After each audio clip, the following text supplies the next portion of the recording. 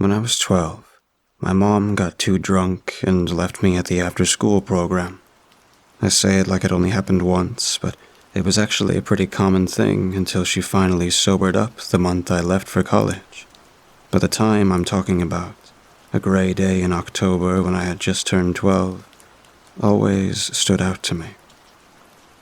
By 5 o'clock, I knew she wasn't coming, so I walked the mile to the bus station to wait until the 5:30 bus came by. It was a hassle, but I knew the way home well enough, and it was a lot easier to get back on my own than deal with her icy silence and glares that night if I'd called and woken her up. Besides, if left undisturbed, she might not get up till 8 or 9, which meant hours of my pick for TV and dealer's choice for dinner. I reached the bus stop at 5:20 and was glad to find the bench empty.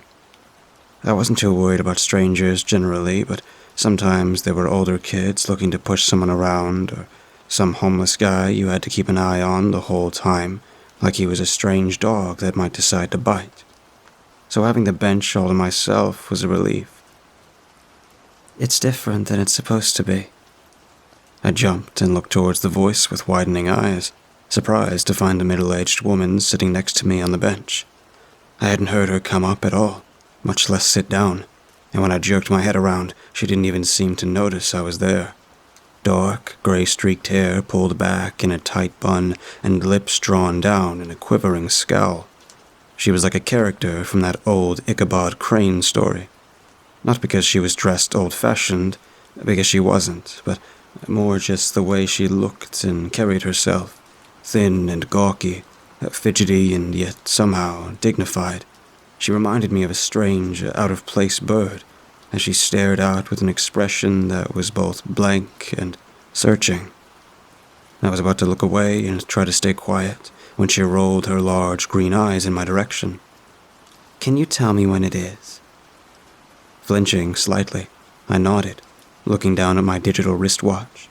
It had been my birthday gift the week before, and the plastic strap was already starting to crack, but it kept good time.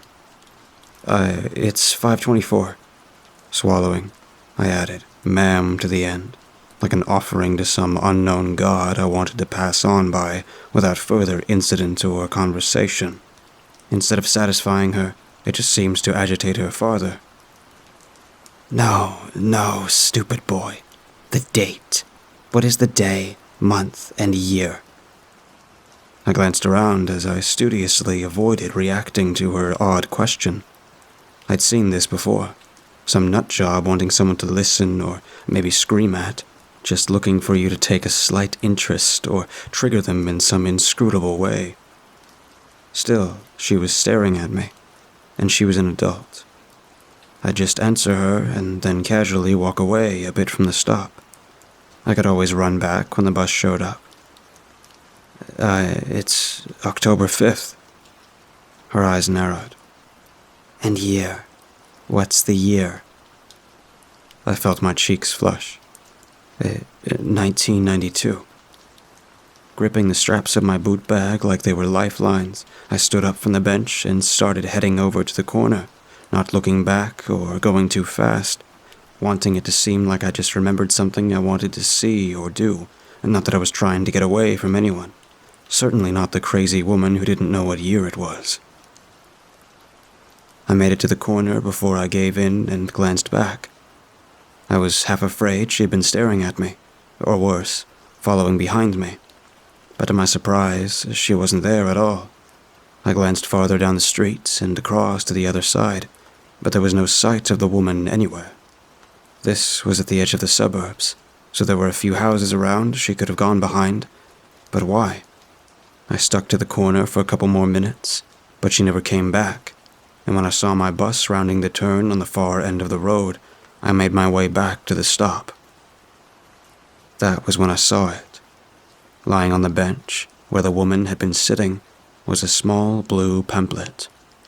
At first, I thought maybe it was a church tract, but when I looked closer at the cover, I saw a penciled figure walking down a dark road that split into a dozen directions ahead.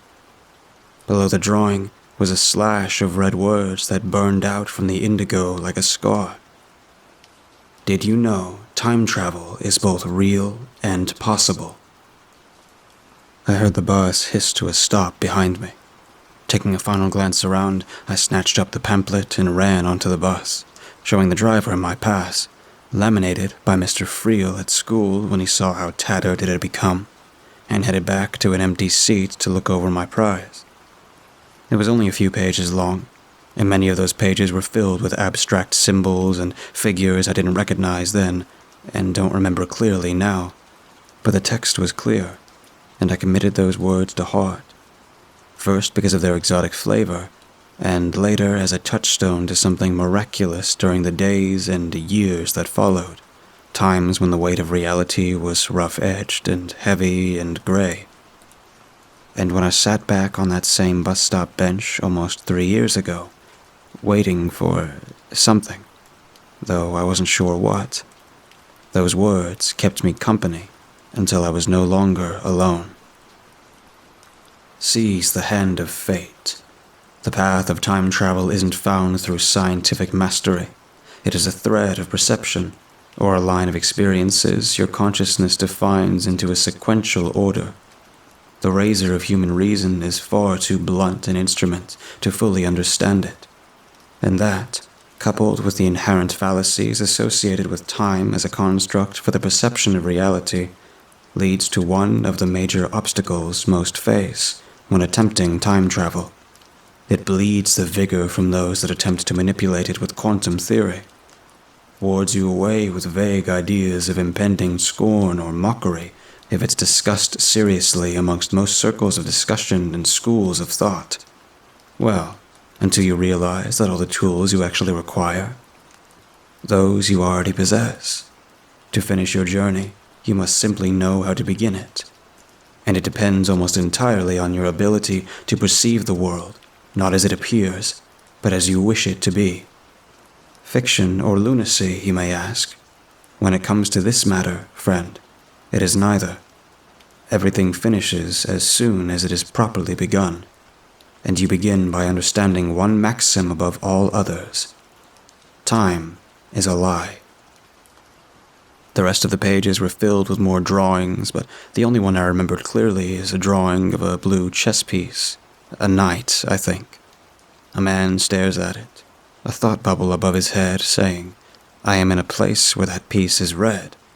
And then the next drawing is of the man smiling as the knight becomes red.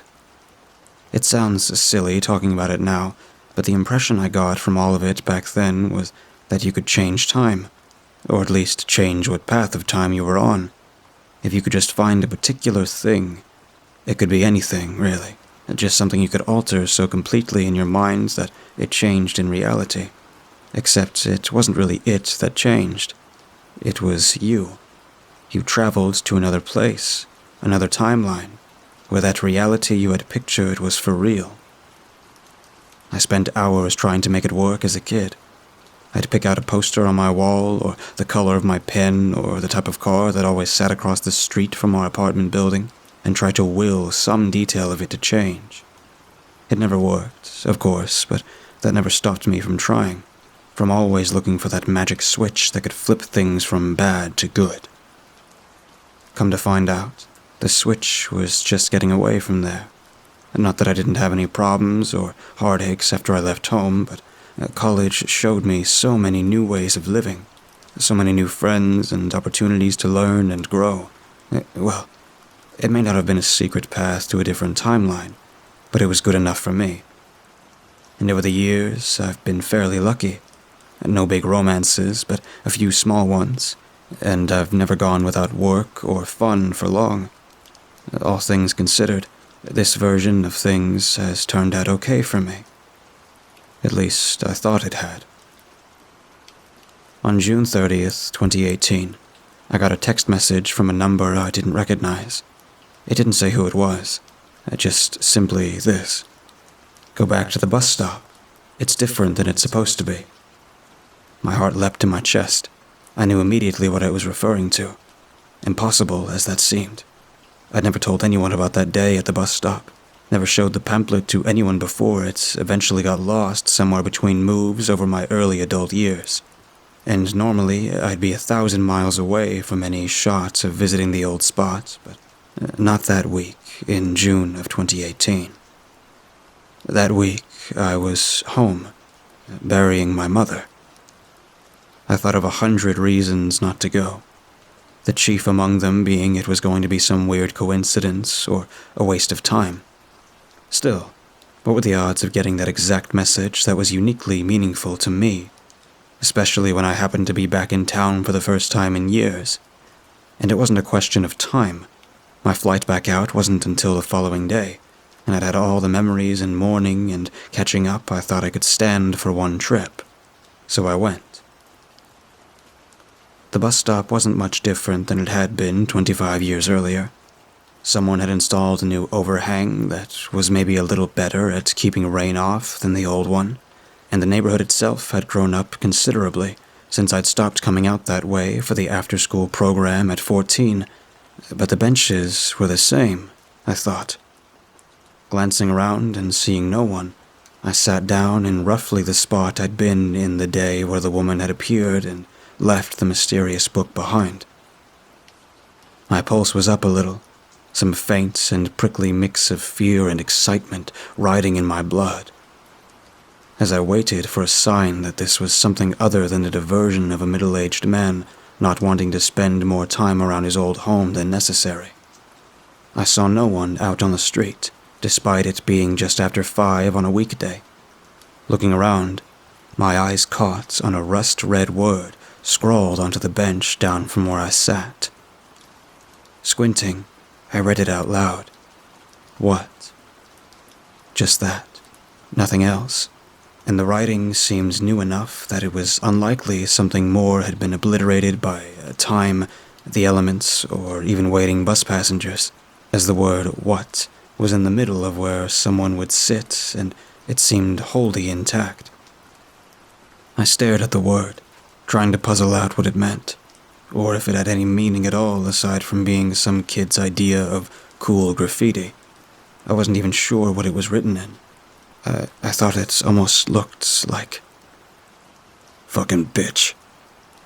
I turned with a jolt to see a man a few years older than me standing a couple of feet away, dressed in a rain jacket and jeans. He might have just been some random dude coming to wait for the bus, if not for the faint buzz he set off in my head. It was a feeling that said, this man with his thin face and deep-set dark eyes was serious and dangerous, in a way most things I'd encountered in life were not. My legs began to tremble as I searched for the right response. He smirked as he met my eyes. Not you. The man gestured toward the writing on the bench. The woman behind that thinks she's very cute, always encroaching on someone's territory, acting as though she was above it all. His expression was hard as he found my gaze again. She's not. I nodded, trying to act like I knew what he was talking about, when I had no clue. Then a thought occurred to me. Are you talking about an older woman?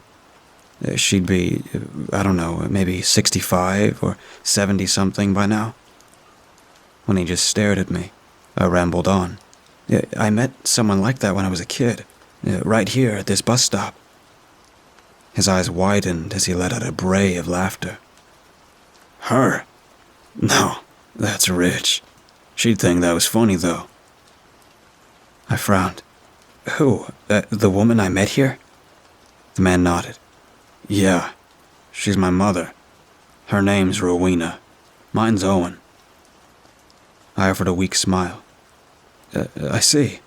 Good to meet you. I'm Mike. Owen chuckled. Well, yeah. You know I'm the one that sent you the text, right? Swallowing, I gave a nod. I was guessing that when you said she was your mother. I don't know how you found me or got my number, though. I paused, giving him a chance to answer. After several moments of silent staring, I looked away and went on. But I guess I was curious why I got the text and what it meant. The man stepped closer, sitting down on the what poignantly as he turned to face me. Do you remember much about meeting Rowena? I nodded again, more empathetically. Yeah, I do. Very much so. She surprised me. I hadn't known she was there until she said something. And then, when I looked away, she left without me seeing her go. I think she must have left this little booklet I found. Owen grinned. Little blue book, talking about time travel and stuff. Brightening, I smiled back. Yeah, it was really cool. I read that thing over and over growing up. I always wish I could figure out how it worked. I laughed. I guess every kid wants to go back in time. The man's smile froze on his face. That's not what the book said. Frowning, I shook my head. No, I guess not. He leaned forward, his teeth gritted. Tell me what it did say then, if you remember it.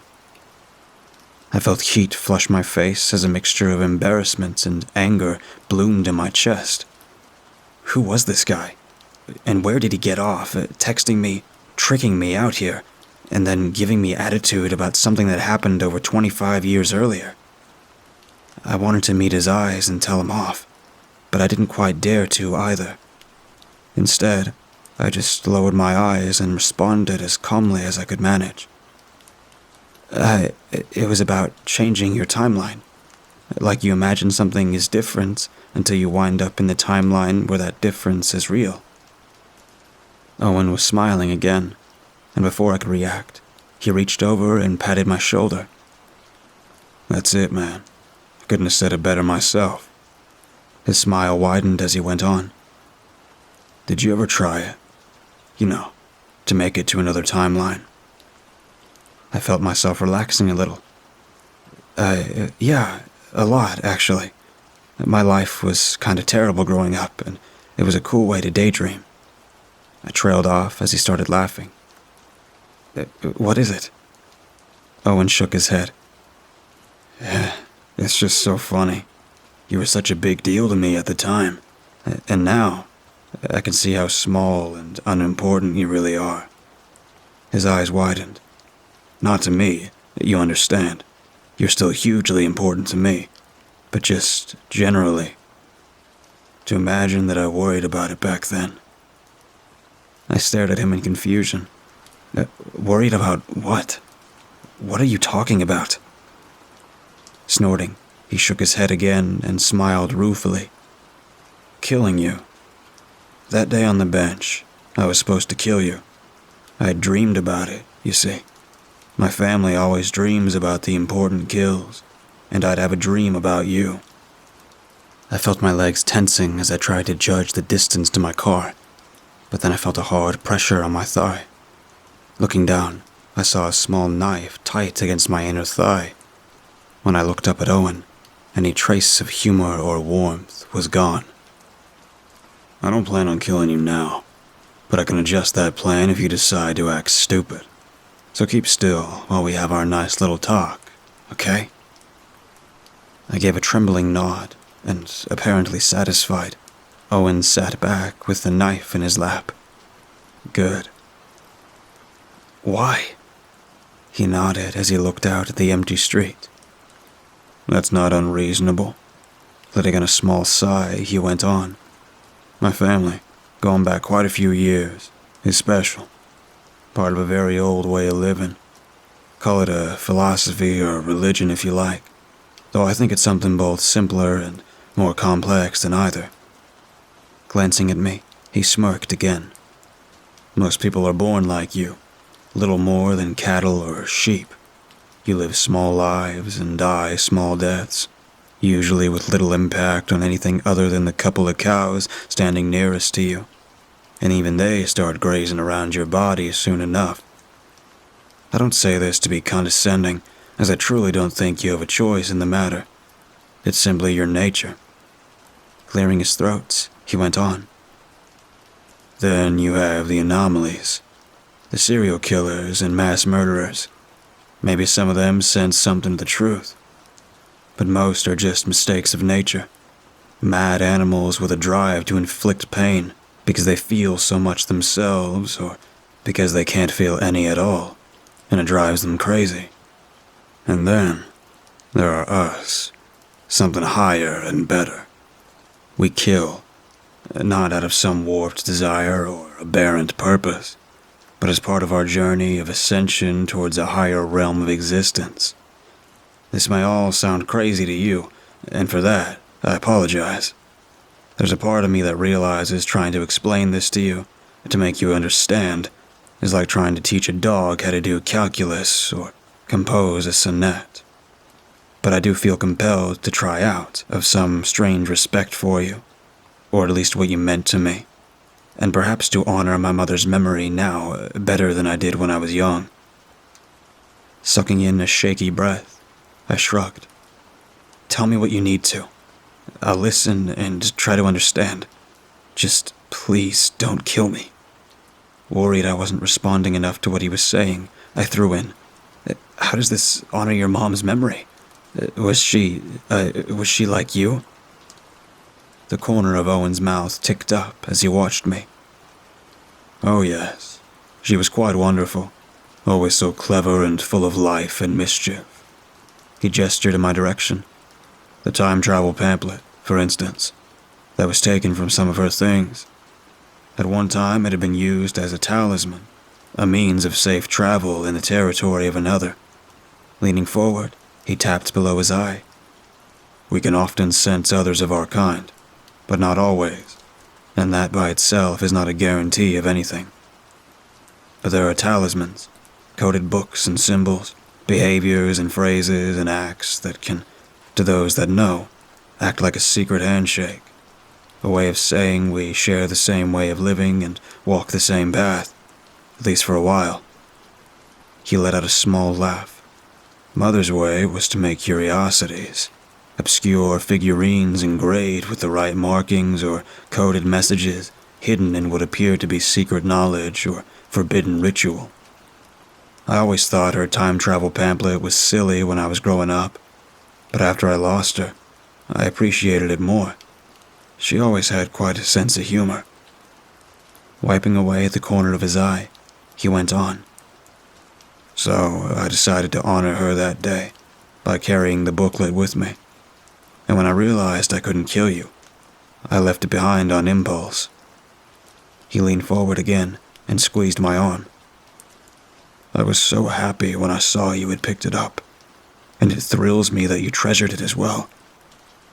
Owen raised his hand to cover his mouth as he snickered, though I'll chalk your actually buying into the time travel stuff as the credulity of youth.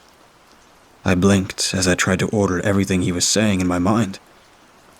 Okay, so, wait. You're saying your mother was dead when I saw her at the bus stop growing up? Owen rolled his eyes. Jesus, no. That was me. I know I'm older now, and without the school marm get up, but can't you remember enough to see it was me that day? He was right. I'd pulled it off as a family resemblance, but if he'd made himself look older back then and used a more feminine voice, I could see it being him, even if I still didn't understand why. Do you do all this because you thought you had a dream about me back then? A dream that you were supposed to kill me? His gaze grew colder. Not thought I did. I did. And no, I hadn't ever seen or known about you before the dream. And yes, it was specific enough that I knew it was you. Though I admit I didn't understand the details at the time. That's why I made the mistake of thinking I was supposed to kill you that day. I felt my stomach turning to ice as something occurred to me. That's why you said that. It's different than it's supposed to be. Owen immediately brightened. Yes, very good. That's exactly right. He chuckled. Our family is strong with guiding dreams for our important prey, but they are still dreams of a sort. Slippery and easy to misinterpret if you were young and dumb like I was. He shrugged. Still, when I sat down next to you, I immediately saw my mistake, and I was actually relieved. Even growing up like I did, I was still pretty new to hunting, and the idea of killing a kid, it was messing with me a little. The man's face grew a shade of red. I even worried at first that I'd let you go out of some sort of misplaced guilt, until I realized I could still see you, that is, still find you when the time was finally right. I felt my head swimming. I wanted to run, but something told me I'd never make it to my car or any kind of help. And even if I did, I wasn't sure it would stop him. I just needed to keep him talking, buy time until I thought of an escape or convinced him to let me go. But you said you weren't going to kill me, so I guess it worked out, right? Owen shook his head slightly. No, I said I wasn't going to kill you today, and I won't, unless you make a scene. It's not your time quite yet. When he grinned at me this time, I saw a hungry-looking wolf. But it's much, much closer than it was before. Please don't.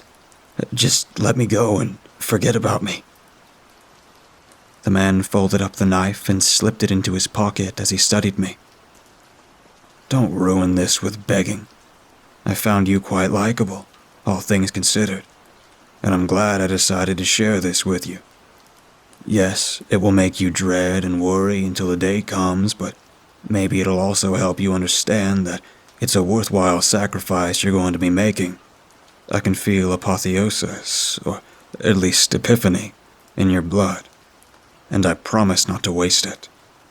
He leaned forward and patted my leg. I'll always treasure your death. I sat, staring for a while, afraid to move or even breathe, casting about for some magic combination of words or actions that scare him off or make him change his mind. But there was nothing. All I could do was survive the encounter, go to the police, and then make sure I never saw him again. When are you supposed to do it then? I knew I'd said the words, but I was barely recognizing my own voice. It drifted out of me, disconnected and thin, to hang between us. And I didn't really expect him to answer, but then he did. March 19th, 2021. I let out a gasp, the certainty and solidity of his prediction cutting through me like a cold wind. Okay. Where's this going to happen? So I can make sure I'm far away from there, I thought. Owen shrugged. I don't know. Me meeting you, telling you all this, it's going to change things.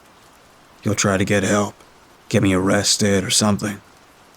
When you realize no one can find me, you'll try to run, maybe even hide.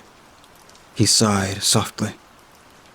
I didn't tell you this to make your last years full of fear and trying to escape, but I can see why it would go that route. He patted my leg again. I know it's probably going to sound insincere, but I encourage you to not give in to that fear. Live your life. Appreciate it more because you know it has a short expiration date. Don't waste it worrying about me. I surprised myself by laughing bitterly. Sure. Just give up. Make it easy for you, right? It was Owen's turn to look surprised. No, not at all. I thought you understood. He leaned towards me, his face serious but not unkind. I can always see you, like a distant light, no matter where you go. I've seen you since the day of the dream, and I'll see you until I take that light out of the world. And no matter where you go, no matter what you do, it won't matter. I'll always find you. I jumped as I heard a hiss a few feet away. Looking up, I saw that the bus had arrived. Owen stood up and gave me a parting nod before getting onto the bus. The driver looked past him and called to me. You coming too? I shook my head, and then the bus took my killer away. In the almost 3 years since, I've tried to live my life while also protecting it. I did go to the police, but they never found Owen or anything about who he really was or where he had gone. Maybe they thought I was lying or crazy. I don't know. But after the first month, I gave up trying. For the next 2 years, I lived my life fairly normally. I got an alarm system and a gun, but not much else changed other than my being more frugal than normal. I started tucking away what money I could when I could, not admitting to myself until late last year that what I was actually doing was building up resources so I could run. And the second week of January, that's exactly what I did. I traveled to New York and then to London, and from there I went to France, where I'd already paid cash to rent a small house in a tiny village outside of Nice.